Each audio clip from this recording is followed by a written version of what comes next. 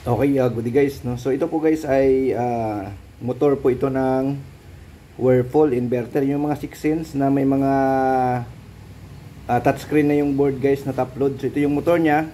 Ayan. Ayan, no. Ayan. Yan po yung motor niya guys, no. Ayan. 220 to 240 volts. Yan, no. Yan.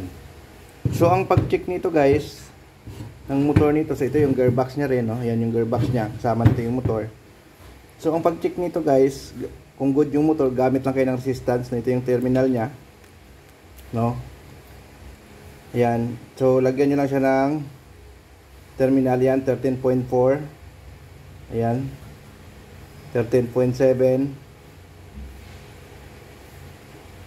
Ayan, 13.7. So, ang reading nito guys ay 3 piece kasi ito. Same reading siya, no? Kaya pag nakuha nyo ay same reading, ibig sabihin, good yung motor, no? So, pwede nyo siya i-check kung grounded dito.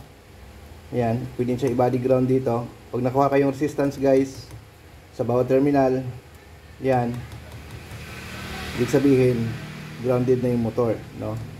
Ayan. Pero bihira naman ito guys, masisira yung mga motor na ito.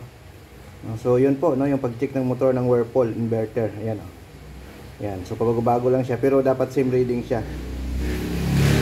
Ayan, 13.3, 13.1. Yan, basta yung mga point na yan guys, kung point lang naman yung difference, walang ano yan, walang kaso yan. So good yan. So ito yung specs ng motor niya, no. Yan.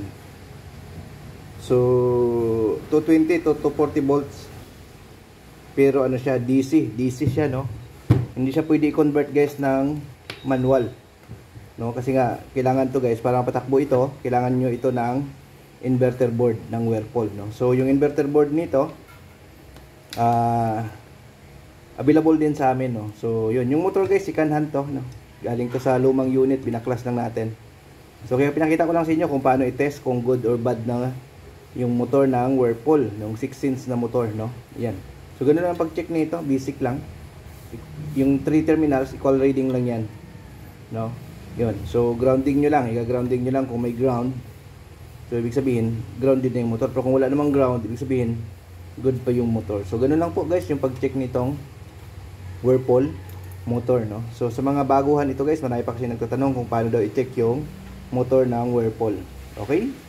Thank you. Bye-bye.